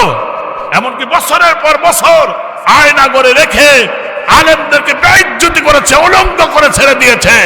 যেই জাতি আলেমদেরকে অসম্মান করে, সেই জাতির বেইজ্জতি হবেই। আলেমরা হলো জাতির শ্রেষ্ঠ সন্তান। এই যে আলেম ওলামা বসা আছে, সম্মান করেন, তাতে লাভ হবে। আলেমদের সমালোচনা করেন না, তাহলে আপনার সর্বনাশ হয়ে যাবে। চুরির একটা সীমা আছে, ঠিক কিনা? মাঝে মধ্যে কইছে খেলা হবে, যে কইছে তারই তো মাজা বাঁকা, তার সাথে খেলবই কি? বাঁকা মাজা, ঠিক কিনা? যাও, খেলা হবে, খেলা হলো। এখন তো খেলার মাঠ তৈরি হয়েছে, আইসো, এখন কত পারো খেলো, এত অহংকার কিসের? এই জন্য মনে রাখবেন, জুলুম যারা করে তার পরিণতি ভালো হয় না, ঠিক কিনা? জুলুম যারা করে তার পরিণতি ভালো হয় না, কারণ জালেমদেরকে আল্লাহ পছন্দ করেন না। জালেমদের বিরুদ্ধে স্বয়ং আল্লাহ মামলা দায়ের করবে। আপনাকে ভয়টা পেতেছেন না? দেশ তো স্বাধীনই হয়েছে, ভয় করেন কেন? মুসলমান ভাইরা আমার, 2 নম্বর হলো আমানতের খিয়ানত করবে। পদে পদে আমানতের খিয়ানত করবে। আমানতের খিয়ানত যারা করে তারা হলো মুনাফিক। কথা ঠিক কিনা ধরে বলেন? ওয়াদা করলে খেলাপ করে, এরাও হলো মুনাফিক। কথা বলে মিথ্যা, কথা অশালীন ভাষা কথা বলে, এগুলো হলো মুনাফিকের আলামত। মুনাফিকদের ঠিকানা জান্নাত না জাহান্নাম? বলেন তো দেখি। জাহান্নামের উপরে না নিচে? নিচে। ওলামায়ে কেরাম আছে, হাফেজ আছে, জুতো মনে আমার একটু আধা ঘন্টা যদি সময় বাড়ে রাগ করে না জানে, আলহামদুলিল্লাহ, আপনারা ভালো মানুষ। মুসলমান ভাইরা আমার, আব্দুল্লাহ ইবনে উবাই ইবনে সুলুল মুনাফিকদের মধ্যে সবচেয়ে বড় মুনাফিক, যিনি সর্দার ছিল। এই লোকটা রসুলের পিছনে নামাজ পড়েছেন, পাগড়িও ছিল, জুব্বাও ছিল, ঠিক কিনা? এখনো জালেমদের মধ্যে কিছু আলেম ছিল যারা আলেমদের ফাঁসি চাইছে, আলেমদের জেল জুলুম চাইছে, ওরাও হলো 1 নম্বর মুনাফিক। সুতরাং এই ধরনের মুনাফিকের ব্যাপারে আল্লাহ পাক যখন জানায় দিলেন নবীকে আয়াত নাজিল করে, তখন সতর্ক হলেন। কে বিদায় হওয়ার পরে মুনাফিকের সন্তান রসুলের সাহাবী তিনি বললেন, ইয়া রাসূলুল্লাহ, আপনার একটা জুব্বা দেন অথবা চাদর দেন, আমার আব্বাকে দাফন কাফন করবো এটা দিয়া। রসুল দিয়া দিলেন। জানাজা পড়তে বললেন, তিনি রাজি হয়ে গেলেন। হযরত ওমর রাদিয়াল্লাহু তাআলা আনহু তিনি ডাকতে বললেন, ওগো আল্লাহর পয়গম্বর, আপনি যাবেন না, কারণ এই লোকটা ইসলামের এই ক্ষতি সেই ক্ষতি করেছে, দুশ্মনী করেছে। কিন্তু নবীজি তিনি গেলেন অনর, তিনি জানাজাও পড়লেন, জুব্বাও দিয়ে দিলেন। আল্লাহ পাক সিদ্ধান্ত জানায় দিলেন, ইস্তাগফির লাহুম আও লা তাস্তাগফির লাহুম ইন তাস্তাগফির লাহুম ৭০ মাররা। আল্লাহ পাক জানায় দিলেন, হে নবী, এই মুনাফিকের জন্য ক্ষমা প্রার্থনা করেন বা নাই করেন, দোয়া করেন বা নাই করেন, ইন তাস্তাগফির লাহুম ৭০ মাররা, আপনি যদি ৭০ বারও যদি দোয়া করেন, আমি আল্লাহ পাক ফালা ইয়াগফিরাল্লাহু লাহুম, আমি আল্লাহ পাক মাফ করব না। কারণ মুনাফিকের ব্যাপারে যেই নবী দোয়া করতে সময় লাগলেও কবুল হতে সময় লাগে না, সেই নবী যদি ৭০ বারও যদি আল্লাহর দরবারে মাপ চায়, মুনাফিকের দরবারে আল্লাহ বলেন আমি মাফ করব না। ইন্নাহুম কাফারু বিল্লাহি ওয়া রাসূলিহি ওয়াল্লাহু লা ইয়াহদিল কওমাল ফাসিকিন। আল্লাহু আকবার। তারা কুফরি করেছে, তারা সাংঘর্ষিকমূলক আচরণ করেছে, কন্ট্রাডিকশন করেছে, তারা কুফরি করেছে, অপমান অপদস্থ করেছে। অপমান অপদস্থ করেছিল ফেরাউন। মুসা নবীকে শেষ করার জন্য পায়তারা করেছিল, কিন্তু করতে পারে নাই, বরং তারাই শেষ হয়ে গেছে, ঠিক কিনা? ফেরাউন চেষ্টা করেছিল, কিন্তু ফেরাউনই নিস্তে নাবুদ হয়ে গেছে। আজও তার দেহটা মিশরের জাদুঘরে মমি দিয়ে রাখা হয়েছে। কেন? কারণ যুগ যুগ ধরে মানুষ প্রজন্ম আসবে, দেখবে, তোর থেকে শিক্ষা নিবে। তুই যত বড় জুলুম কাগা, ফেরাউনের চাইতে জুলুম বাস্ত। হ্যাঁ, ফেরাউন তো এটা তো উপাধি। আমাদের দেশে একটা ফেরাউন ছিল, লেডিস ফেরাউন, এটা এখন নাই। অত্যন্ত শোক সংবাদ হলো সন্তানকে রাইখে মা পলায়ন করে গেছে। বোঝেন নাই? এটা দুঃসংবাদের সুসংবাদ। কাজেই আমার ভাইরা, মুনাফিক যারা, তাদের পক্ষ অবলম্বন যারা করবে, তারাও মুনাফিকদের সাথে জাহান্নামে যাবে। আমি তার দলিল দিয়ে দেব। মুসলমান ভাইরা আমার, তাহলে জনগণের মালকে লুটের মাল মনে করে খায়। যারা খায় তাদের খুব ভালো করে বুঝেন, তাহলে নেতা তো বানানোর ব্যবস্থা আছেই। যারা চুরি করে খায়, চোরকে যদি আপনি ভোট দিয়ে চুরি করান, ওই লোকটা যত পাপ করবে, সমস্ত পাপ আপনার আমলনামায় ভাগে চলে আসবে। বুঝো, ঠিক আছে না? সমস্ত পাপ আপনার আমলনামায় একটা অংশ চলে আসবে। আর ভালো মানুষকে নেতা বানাইলেন, সে নামাজ পড়ে, ভালো কথা বলে, ভালো পথে চলে, সে মসজিদ বানায়, মাদ্রাসা বানায়, তার একটা নেকের অংশ আপনার আমলনামায় চলে আসবে। সুবহানাল্লাহ পড়েন। এই জন্য কোন জালেমের শক্তি বৃদ্ধির জন্য কেউ যদি সহযোগিতা করে, যদি সে শক্তিশালী করে জালেমকে, তাহলে জালেমের সাথেই পরকালে তাকে জাহান্নামে যেতে হবে। এটা 100% শিওর। তাহলে আপনাদের আমানত, আপনারা যাতে খেয়ানত না হয়, এটাও কিন্তু ইবাদত, এটাও একটা ইবাদত। মুসলমান ভাইরা আমার, এটা কিন্তু কিয়ামতের আলামতের মধ্যে জনগণের মাল লুটের মাল মনে করে খায়, 2 নম্বর আমানতের খেয়ানত করে, এরাও হলো মুনাফিক। সুতরাং আমার ভাইরা, এই ধরনের মুনাফিক যখন মারা যায়, তার জানা যায়, ভালো মানুষ কি যাবেন? আপনারা যাবেন? আল্লাহ রাব্বুল আলামিন কুরআনুল কারীমে সূরা তাওবায় বলে দিলেন, ওয়ালা তুসাল্লি আলা আহাদিম মিনহুম مات أبدا ولا تقم على قبره الله أكبر পড়েন ও নবী মুনাফিক মারা যাওয়ার পরে জানাজা পড়া তো দূরের কথা মুনাফিকের কবরের পাশেও আপনি দাঁড়াবেন না বললেন কে আল্লাহ পাক বলেছেন তাহলে আল্লাহর হুকুম পালন করা ফরজ না নফল ফরজে আইন মনে রাখবেন এটাকে ডাইভার্ট করার সুযোগ নাই এটাকে বাইপাস করার সুযোগ নাই এটাকে অ্যাবাউট টার্ন করার সুযোগ নাই এটাকে বৃদ্ধাঙ্গুলি প্রদর্শন করলে আপনার ঈমান থাকবে না ঠিক কি না 4 নম্বর 3 নম্বর হচ্ছে যেই সমস্ত ব্যক্তিরা যাকাত দেওয়ার উপযুক্ত হবে কিন্তু যাকাতকে জরিমানা মনে করবে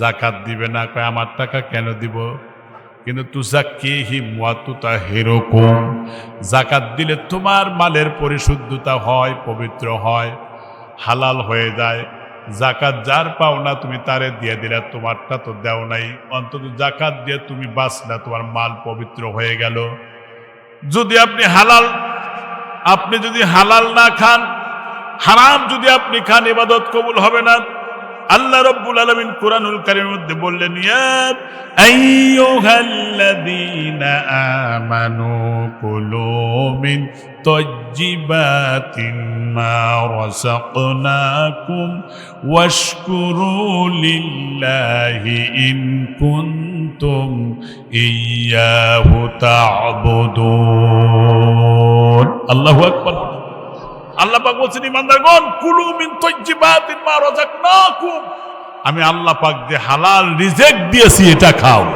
ওয়াশকুরু লিল্লাহ আমি আল্লাহ শুকরিয়া আদায় করো ইন কুনতুম ইয়্যাহু তা'বুদুন যদি তোমরা প্রকৃতপক্ষে আবেদ হতে চাও তাহলে হালাল খাও হালালেই বরকত হারামে কোনো বরকত নাই ঠিক কি না কুত্তার বাচ্চা তো মেলা হয় অত কুত্তার বাচ্চা যদি বাইসে থাকলো নি কুত্তার জ্বালায় আর রাস্তায় চলা যাইতো না কিন্তু গাভী বছরে একটা করে সন্তান দেয় বাচ্চা দেয় বাছুর হয় কিন্তু এই যে মানুষ প্রত্যেক দিন বাজারে 2টা 5টা 10টা করে জবাই হচ্ছে কোরবানির দিন কোটি কোটি হচ্ছে কিন্তু গরুর গোশতের অভাব এটা কি হয় নাই অভাব নাই কেন এটা হচ্ছে হালাল এই জন্য হালালে বরকত বেশি আর এত অসংখ্য কুকুরের বাচ্চায় গুলি লাত্তি খাই মারা যায় ঠিক কিনা আমার বন্ধুগণ কিন্তু কুকুর আর মানুষের মধ্যে এটা কখনো সিমিলারিটি হয় না এর মধ্যে পার্থক্য কিন্তু আমি একটা দেখেছি যে একটা কুকুর ধরেন যে গাড়ির চাকার নিচে পিষ্ট হয়ে মারা গেছে কিন্তু আর একটা কুকুর যখন শোকে যে দেখে এটা আমার স্বজাতীয় ভাই তখন এটার গোশতও খায় না ওর উপরে লাফালাফিও করে না এক শিয়াল মারা গেছে আর এক শিয়াল ওখানে শোকার পরে যদি দেখে আমার স্বজাতীয় ভাই সেখানে লাফালাফি করে না সেটা খায়ও না স্বজাতির প্রতি তাদের আলাদা একটা টান আছে না নাই যেটা কুত্তাও করে না যেটা শিয়ালও করে না যেটা হিংস্র প্রাণীও করে না কিন্তু আমার দেশের নামদারি মুসলমান নামের মুনাফিকেরা মানুষকে প্রকাশ্য দিবালোকে পিটাইয়া তার লাশের উপরে নৃত্য করেছে এরা কুকুরের বিড়াল আর শুকুরের চাইতেও নিকৃষ্ট ওদের মানবতার গোষ্ঠী নয় ঠিক কিনা আমি কি বানায় বললাম যারা দেখেছেন 28 অক্টোবর তারাই বুঝবেন টেলিভিশনের স্ক্রিনে যারা দেখেছেন এটাও কি মানুষের সম্ভব প্রকাশ্য দৈনে পিটাইয়া বাইরে মাইরে পানি চাচ্ছে তাও দিচ্ছে না মারা যাওয়ার পরে তার লাশের উপর নৃত্য করেছে নাচ গান করেছে নাউজুবিল্লাহ পড়লেন না কলিজা ফেটে যায় মানুষ হত্যা করা মহা অপরাধ পরকালে তাকে যেতে হবে জাহান্নামে যাই ওইদিকে যাচ্ছে না মুসলমান ভাইরা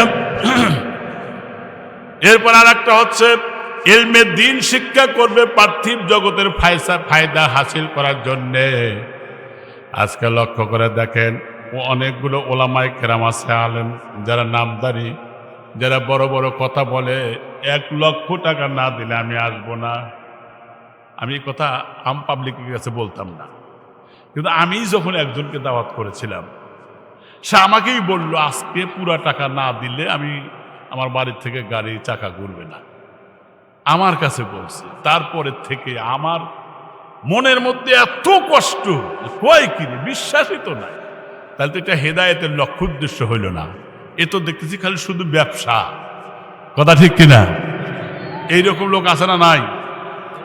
যে না হইলে যাবই না, যা শুরু করছে। এই জন্য রাসূল বলেছেন পার্থিব জগতে ফায়দা হাসিলের জন্য এলেম অর্জন করে, এটাও কিয়ামতের আলামত। কিয়ামত বেশি দূর না, কাছাকাছি এসে গেছে। দেখে 5 নম্বর, পুরুষেরা স্ত্রীর কথা মতো চলবে। এই সওয়াল খুব ডিস্টার্ব করতেছে। 5 নম্বর, পুরুষেরা স্বামীরা স্ত্রী যা বলবে তাই হবে, তাই করবে। বউকে সন্তুষ্ট করতে গিয়া মাকে অসন্তুষ্ট করলে তার যায় আসে না।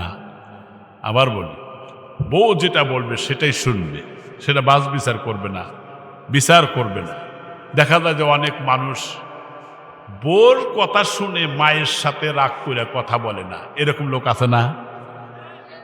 খুব বুজুর্গ, তাই না? বউর কথা শুনে মায়ের সাথে কথা বলে না, বাবার সাথে কথা বলে না। এর চাইতে জঘন্য আর হতে পারে না। তোমার স্ত্রী চলে গেলে তুমি তো স্ত্রী পাবে, কিন্তু তোমার বাপ মা মারা গেলে আর কি পাবে? আচ্ছা বলেন, শ্বশুর শাশুড়ি মানুষ যেভাবে ভক্তি শ্রদ্ধা করে, শ্বশুর বাড়ি গেলেই অন্তত ফল ফ্রুট মুরগি যা যা খুশি, শালির জামা কাপড় সালাদ সবকিছু নিয়ে যায়। নিয়ে যাও, এটা হাতিয়ে নেওয়া ভালো, নিয়ে যাও, তোমার আপত্তি নাই। কিন্তু নিজের মা যদি বলে গেদা তোর আব্বা অসুস্থ, কয়টা জ্বরের বড়ি আনিস, ছেলে কিছু করার আগেই ছেলের বউ কয়দিন ধরে কামি নাই, টাকা পাইব কোথায়? ছেলের কাছে চাইছে, দাবি করছে, আর ছেলের বউ কয়দিন টাকা পাবো কোথায়? তার 2 দিন পরেই যদি তার মার বাড়ির লোকজন আসে, তখন টাকা কোত্থেকে বাড়ায়? ঠিক কিনা? যেই স্ত্রী তার স্বামীকে তার বাপ মা থেকে ডিস্টেন্স তৈরি করবে, দূরত্ব সৃষ্টি করবে, আল্লাহে বলতেছি, যদি তার স্বামীর বাপ মারে তুমি কাঁদাও, তোমার জীবনে কাঁদতেই হবে। তুমি লিখে রাখতে পারো, আমি নজরুল বলে গেলাম আজকে। আমার ভাই ওয়াজ করেছে, বাপ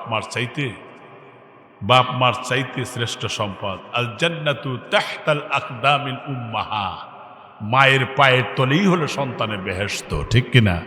হাদিসগুলা উনি বলেছেন। আমার একটা কথা মনে পড়ে গেল, এটা হাদিসও না, এটা কোরআনও না, এটা আমি একটা ইতিহাসে পড়েছিলাম। পাকিস্তানে একজন মা, বৃদ্ধা মা, এই পাকিস্তানের ঘটনা আমি পড়ে দেখছি। মৌলানা তারিক জামিল, পাকিস্তানের এক আলেম, ওনার লেখা একটা বইতে পড়ে দেখেছি যে বাবা বাইসা নাই, তার বৃদ্ধা মা আছে, চোখে দেখে না ভালো করে, ঝাপসা কুয়াশা দেখে, মাজা সমস্যা, রান্না করতে পারে না।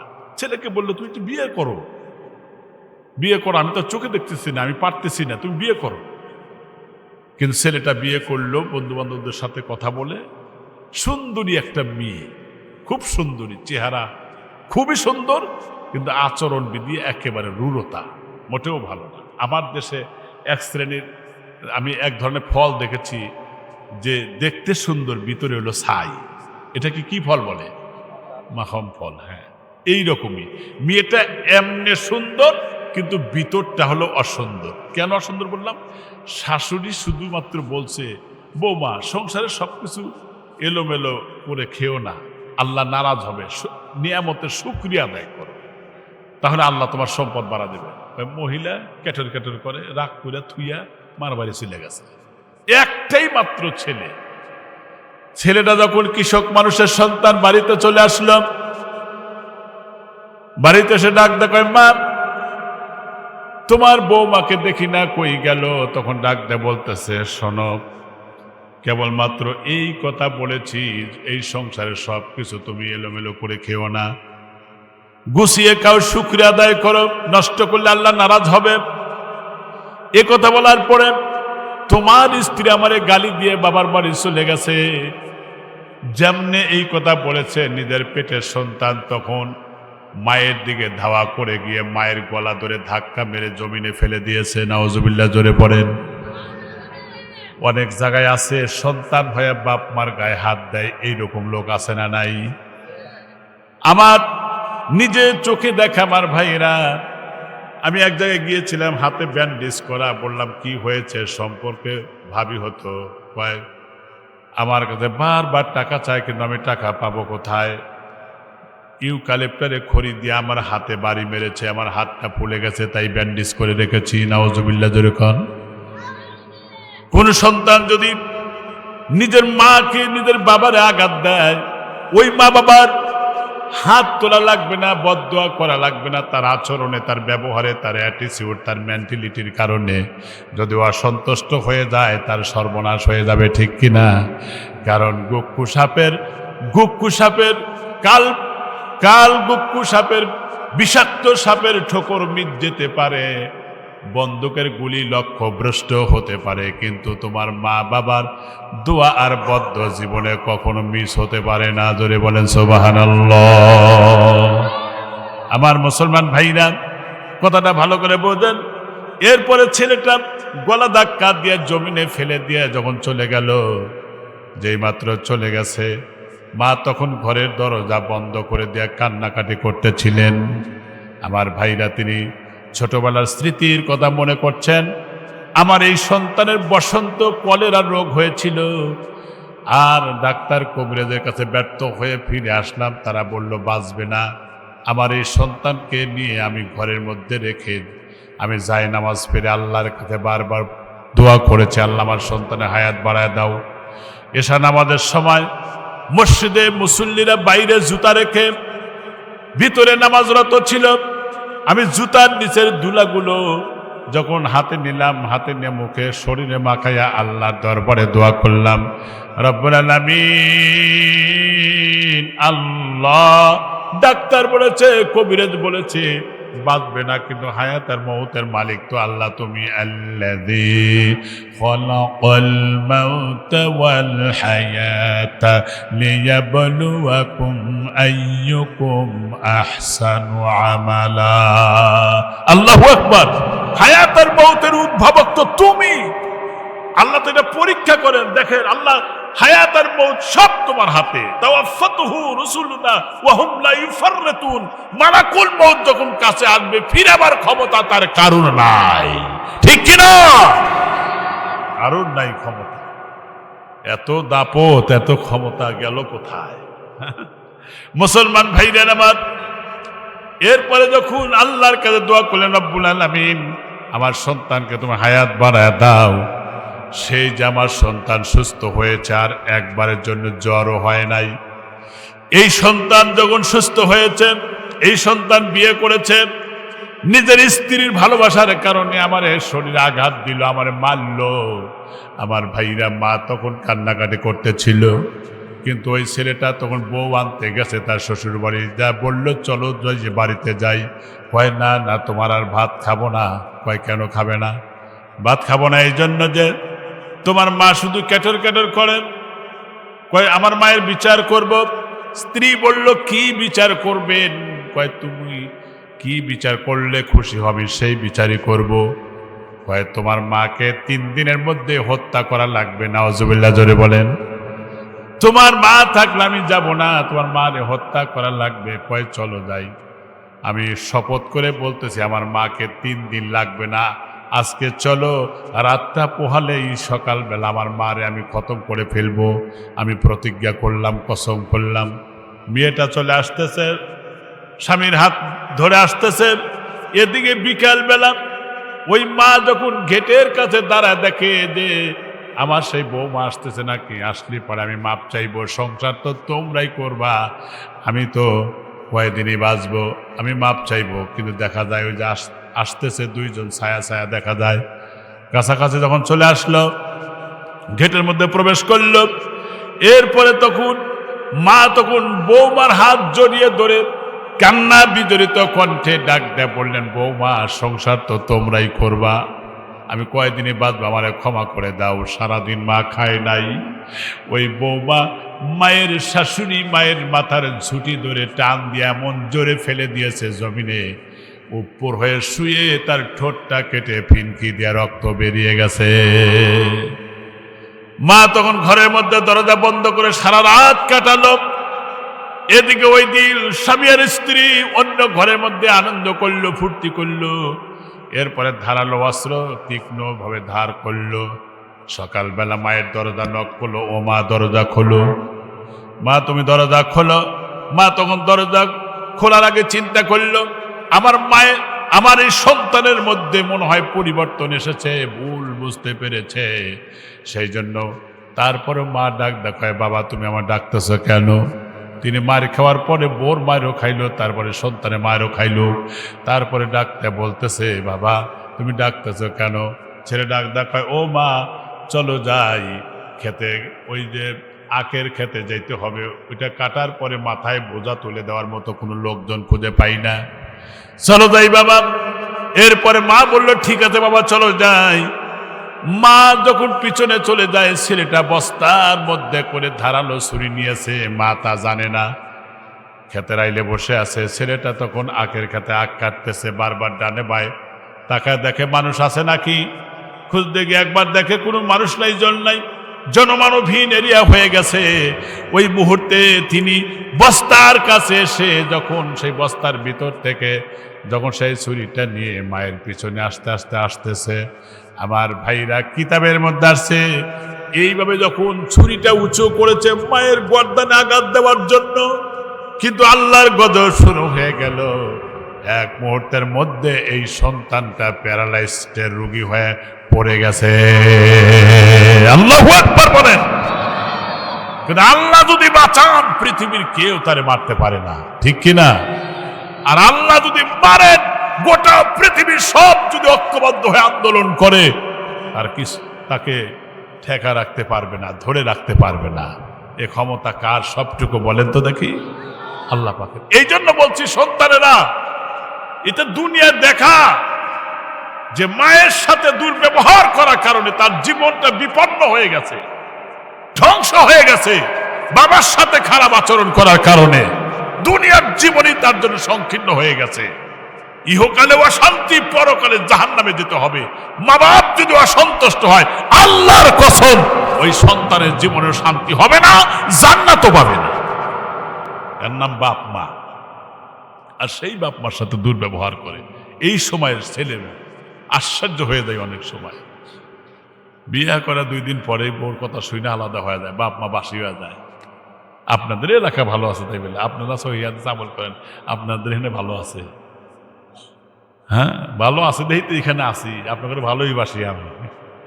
মুসলমান ভাইরা আমার, এই জন্য আমি আপনাদের সকলের জ্ঞাতার্থে বলতে চাই, জান্নাতে যাওয়ার জন্য 2টা পদ্ধতি অবলম্বন করা লাগবে। 1 নম্বর ঈমান, আর 1 নম্বর কি? এই তো আজ বুঝলে গেছে গো, নেক আমল।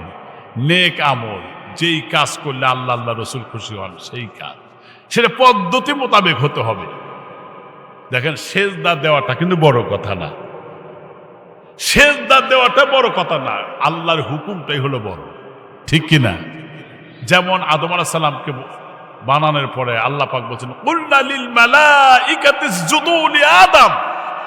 ফেরেশতাদেরকে ইনস্ট্রাকশন করেছিলেন যে তোমরা সেজদা দাও, সবাই সেজদা দিল। আর যার আসমানে জমিনে এমন কোনো জায়গা নাই যে সেজদা পড়ে নাই, সে সেজদা দিল না। তার মানে আল্লাহর হুকুমের গুরুত্ব তার কাছে নাই। এই জন্য সেজদার চাইতে আল্লাহর হুকুমের গুরুত্ব বেশি, যে সেজদা দিতে হবে এটা আল্লাহরই হুকুম। কোন মানুষ যদি সেজদার মধ্যে পড়ে যায়, আল্লাহর আসমান পর্যন্ত থরথর করে কাঁপে। সুবহানাল্লাহ পড়েন। এত কঠিন এবং এমন ইবাদত যে নামাজের মতো ইবাদত, সেজদা পড়লেই আল্লাহর আসমান পর্যন্ত তাহারাকাত আরশ, গোটা আরশ থরথর করে কাঁপে এবং জান্নাতের দরজায় করাঘাত হয়। তার মানে সকলের মধ্যে একটা ভাব গাম্ভীর্য সৃষ্টি হয়ে যায়, নিশ্চয়ই কিছু হচ্ছে। ওই সময় ফেরেশতারা ইনফর্ম করবে আল্লাহকে, আল্লাহ তো জানেনি, তারপরে ইনফর্ম করেন যে দুনিয়াতে সেজদা দিয়েছে, দুনিয়ার মাটিতে সেজদা পড়ে নাই, এই সেজদাটা যেন জান্নাতের মধ্যে তার নাম লিপিবদ্ধ হয়ে যাচ্ছে। সুবহানাল্লাহ পড়েন। মুসলমান ভাইরা আমার, এই জন্য কিয়ামতের আলামত, জনগণের মালকে লুটের মাল মনে করে জনমের মতো খায়। 1 বছর যায় না, 2 বছর যায় না, বাড়ি হয়, গাড়ি হয়, অর্থ হয়, ব্যবসা হয়, গার্মেন্টস ফ্যাক্টরি হয়। 2 নম্বর আমানতের খিয়ানত করবে, এটা কিয়ামতের আলামত।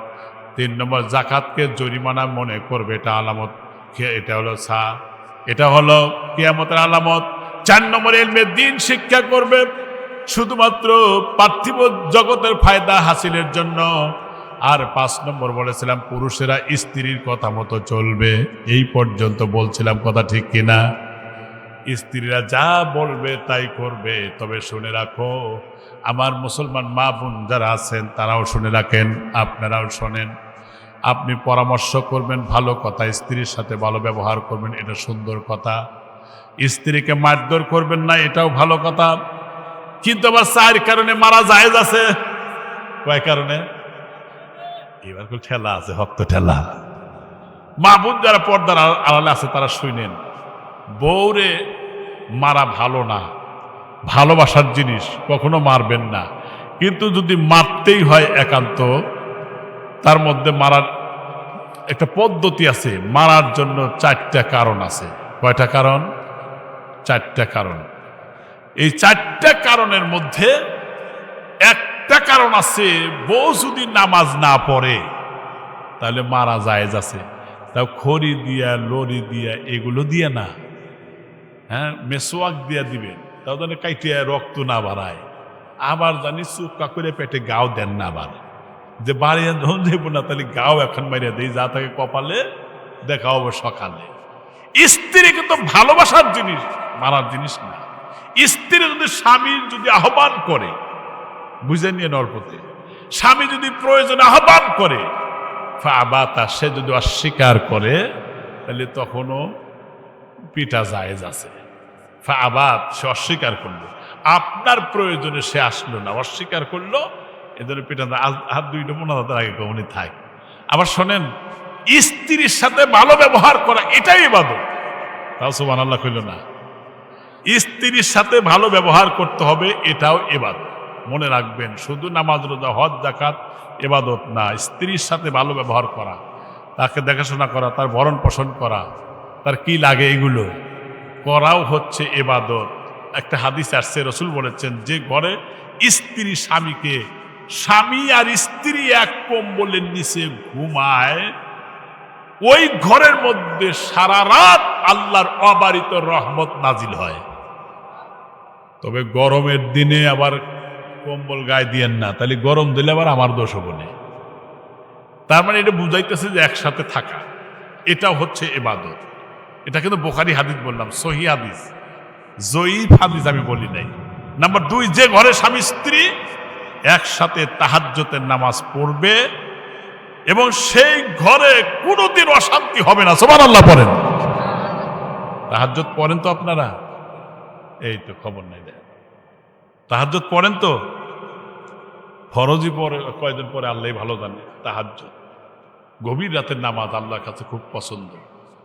ওই যে কোরআনের আয়াত আছে, আস-সাদিকিনা ওয়াস-সাবিরিনা ওয়াল কানিতিনা ওয়াল মুনফিকিনা ওয়াল মুস্তাগফিরিনা বিল আসহার। মুস্তাগফিরিনা বিল আসহার, শেষ রাতের নামাজ, শেষ রাতের ক্ষমা প্রার্থনাটা আল্লাহর কাছে বেশি প্রিয়। সুবহানাল্লাহ পড়েন। ওই দিন কাজে লাগবে, এটাই পরকালে আপনার আমলনামায় আসবে। মুসলমান ভাইরা আমার, যে স্বামী তার স্ত্রীকে 1 লোকমা খানা খাওয়ায় দিল, মা বোনরা আছে তো তাই কয়টা হাদিস বলতেছি, রাগ করতেছেন না তো?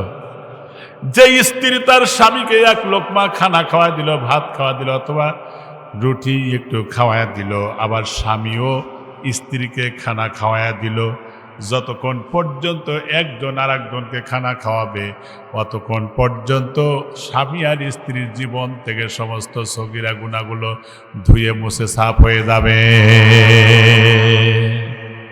সুবহানাল্লাহ। জীবনে একবার হলেও করেন, এটা রাসূলের সুন্নাত, এটা করেন। এরপরে আর একটা হাদিস আসছে, বিশ্বনবী সাল্লাল্লাহু আলাইহি ওয়াসাল্লাম বলেন, দেখেন কি সুন্দর কথা, স্ত্রী স্বামীকে 1 লোকমা খানা খাওয়ায় দিল, স্বামী স্ত্রীকে 1 লোকমা খানা খাওয়ায় দিল, 1 লোকমাতে 1000 করে নেকি 2 জনের আমলনামায় হয়ে গেল। এবার লাভ হয়েছে তো সুবহানাল্লাহ, একটু জোরেই কইছে। যে ঘরে স্বামী আর স্ত্রী একই প্লেটে ইস্তেমাই খানা খায়, ইস্তেমাই মানে কি কোনছে দেখি? হ্যাঁ না, আপনি তো কই নেই, আপনিও তো পারবেন, আলেম মানুষ পারবেন, দুই ভাই তো কাছে আছে। ইস্তেমাই মানে একসাথে খাওয়া, স্বামী আর স্ত্রী মাঝে মধ্যে একসাথে এক প্লেটে খায়, রসুলের হাদিস আছে। এটা এটা তিরমিজি শরীফের হাদিস। রাসূল সাল্লাল্লাহু আলাইহি ওয়াসাল্লাম বলেছেন, যদি খানা খায়, যতক্ষণ খায় ততক্ষণ তাদের আমল নামায় সোয়াব লেখা হয়। সুবহানাল্লাহ পড়েন। পরকালে তো সোয়াবই দরকার, পরকালে সোয়াবেরই দরকার। গুনাহ হইলে মহা মুশকিল হয়ে যাবে। কারণ দেখেন, ছোট্ট একটা গুনাহ, ছোট্ট একটা যদি গুনাহ করেন, এটাও কিন্তু জাহান্নামে যাইতে বাধা হয়ে দাঁড়াবে। ধরেন আমার এই ভাইজানের একটা গাড়ি কিনছে 1 কোটি টাকা দিয়ে, 1 কোটি টাকা দিয়ে গাড়ি কিনছে। আমার এই ভাইয়ের বলতেছে, আমি ঢাকায় যাবো, ড্রাইভার গাড়ি নিয়ে আয়। ড্রাইভার এসে বলতেছে, গাড়ি নেওয়া সম্ভব না। কয় কেন? কয় সম্ভব না এই জন্য যে গাড়ির চাকা পাংচার হয়ে গেছে, পাম্প চলে গেছে, পাম্প দিতে মনে করেন 5 থেকে 10 টাকা লাগবে। তাহলে 10 টাকার জন্য 1 কোটি টাকার গাড়ি কিন্তু অকেজো হয়ে গেল, ঠিক কিনা? 5 টাকা বা 10 টাকার জন্য 1 কোটি টাকার গাড়ি অচল হয়ে গেল। আপনি ছোট্টও যদি ইচ্ছা করে গুনাহ করেন, তাহলে পাহাড় পাহাড় পরিমাণ নেকি নিয়েও জান্নাতে যাওয়া বাধা হয়ে দাঁড়াবে। এটা মনে রাখবেন আমার বন্ধুগণ। শিক্ষা নিতে হবে এই দুনিয়ার জীবন থেকে। এই যে এর আগে যারা টার্গেট দিয়েছিল যে মরার তো ভয় নাই, এটা তো ইমানের কথা না, যে 41 সাল পর্যন্ত টার্গেট, মন নাই? কিন্তু 24 সালেই অল আউট। 41 সাল পর্যন্ত তুই কি বাঁচবি, এই নিশ্চয়তা তোর মধ্যে আছে? নাই, অল আউট হয়ে গেছে। কিন্তু এরাও যদি শিক্ষা নিত, আগের যারা এইরকম করছে তাদের আচরণ কেমন হয়েছে, পরবর্তীতে কি হবে। ওই যে বিচারপতি শামসুদ্দিন মানিক না ভাই, বিচারপতি, উনি গর্ব করে মিডিয়া এসে বলছে, সাইদি সাহেবের ফাঁসির রায় আমি করেছি, আমি করেছি, আমি করেছি। ওই বিচারপতি মানিকে লাইথা বিসি ফাটা ফেলা দিছে। পাবলিক তো টাকা পয়সা তো নিচেই, কলার পাতার উপরে শোয়াত হইছে, মান কেমন গেল এখন, কথা ঠিক কিনা? ওই গেল এখন। এত গর্ব করো শিক্ষণ। ওই যে এক সাপ আর এক ব্যাঙ দুইজনের মধ্যে বন্ধু পাচ্ছে। সাপ তখন বলছে, বন্ধু তোমার সবই ভালো দেখা যায়, ভালো লাগে, কিন্তু একটা দিন ভালো লাগে না। কি? ওই তোমার তখন ফনা উঁচু করো, এটাও ভালো দেখা যায়, শোষো করো, এটাও ভালো দেখায়, ফোস কও, তাও ভালো লাগে, তোমার চেহারা ছিল তো কম না, কিন্তু তুমি বেকা হয়ে চলো, এটা ভালো লাগে না। সোজা হয়ে চলো না, তুমি খালি আঁকা বাঁকা হয়ে চলো। তখন করছে, হ্যাঁ মাতবাড়ি করে আমার ভুল, ধরো ফোস কইছে, লাভ দিয়ে ব্যাং পানির মধ্যে যা তলা গেছে। এতে ফোস কইছে, আশেপাশে লোকজন ছিল, একজনের হাতে আবার আছে লাঠি, লাঠি দিয়ে সাপে বাইরে, সাপের মুখ দিয়ে ফেনা বাড়া গেছে, টান টান করে রাস্তার মধ্যে শোয়া থুইছে। ব্যাং তখন উঠে এসে দেখে যে সাপ না, টান টানা। কয়, বন্ধু আগে কইছিলাম, মানলি না। এই সোজা ওলি মুখ দিয়ে ফেনা বাড়ানোর পরে, ঠিক কিনা? সেই সোজা হইলি মুখ দিয়ে ফেনা বাড়ানোর পরে, সেই সোজা হলি তোরা, সেই পলায়ন করে গেলি। কিন্তু যেই সমস্ত আলেমেরা যারা জীবনভর মানুষের সাথে দাওয়াতি কাজ করেছে, পথ বলা মানুষকে পথ দেখাইছে, সেই সমস্ত বিশ্ববরেণ্য নন্দিত মুফাচ্ছিরদের সাথে দুর্ব্যবহার করে ফাঁসির কাস্তে ঝুলাইয়া তারপরে নির্লজ্জতার মতো পালিয়ে গেছেন, এটাই হলো জালেমের কাজ, ঠিক কিনা?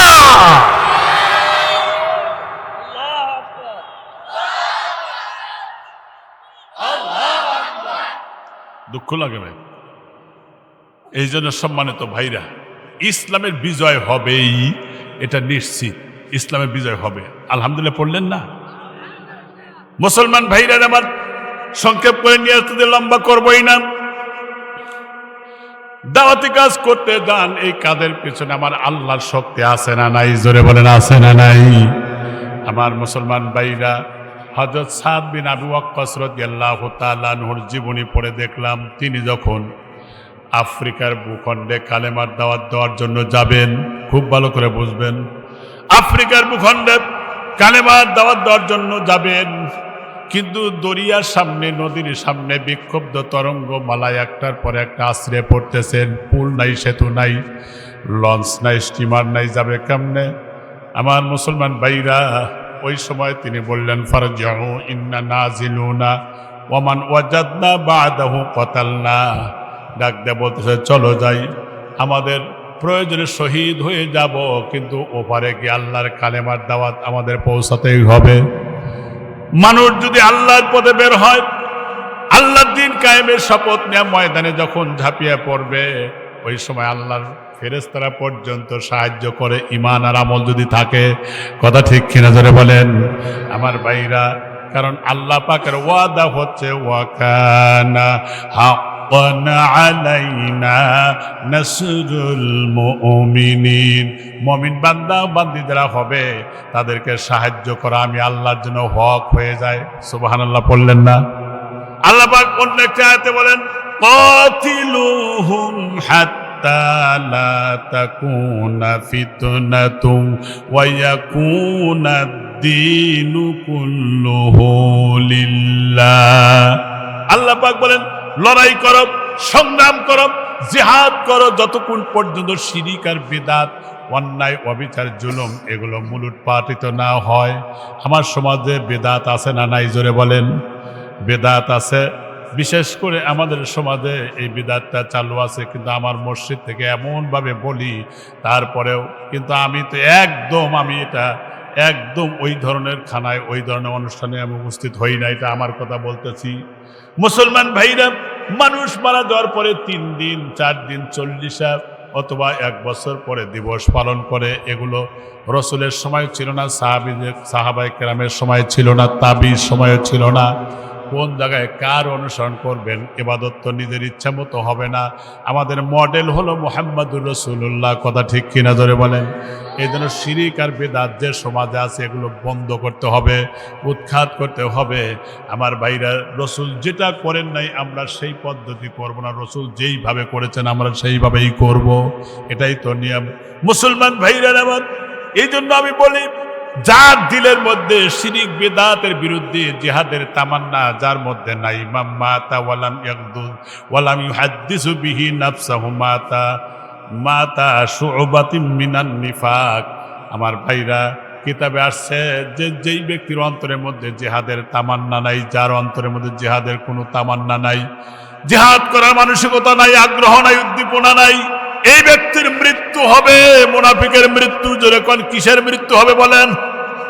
মুসলমান ভাইরা রে, সেই জন্য আমি আপনাদের সকলের জ্ঞাতার্থে বলতে চাই, সাদ বিন আবি ওয়াক্কাস রাদিয়াল্লাহু তাআলা আনহু যখন সেই নদীর কিনারে যখন দাঁড়িয়ে গেছেন, নদীর কিনারে দাঁড়ানোর সঙ্গে সঙ্গে সাদ বিন আবি ওয়াক্কাস ডাক দিয়ে বলতেছেন, চলো আমরা ওপারে গিয়ে কালেমার দাওয়াত দেই। আমার মুসলমান ভাইরা বললেন, নাস্তাঈনু বিল্লাহ ওয়া নাতাওয়াক্কালু আলাইহি হাসবুনাল্লাহু ওয়া নি'মাল ওয়াকিল নি'মাল মাওলা ওয়া নি'মান নাসির। আবার পড়েন, হাসবুনাল্লাহু ওয়া নি'মাল ওয়াকিল নি'মাল মাওলা ওয়া নি'মান নাসির। আল্লাহু আকবার বলেন। তিনি কি বলেন? নাস্তাঈনু বিল্লাহ, আল্লাহর উপরে ভরসা করলাম, ওয়া নাতাওয়াক্কালু আলাইহি, নাস্তাঈনু বিল্লাহ, আল্লাহ আমাদের সাহায্যকারী হবেন। সুবহানাল্লাহ বলেন। ওয়া নাতাওয়াক্কালু আলাইহি, তোমার উপরে ভরসা করলাম, হাসবুনাল্লাহ, ও আল্লাহ তুমি আমার যথেষ্ট, নি'মাল ওয়াকিল, তুমি আমাদের গার্জিয়ান, তুমি আমাদের সাহায্যকারী। সুবহানাল্লাহ বলেন।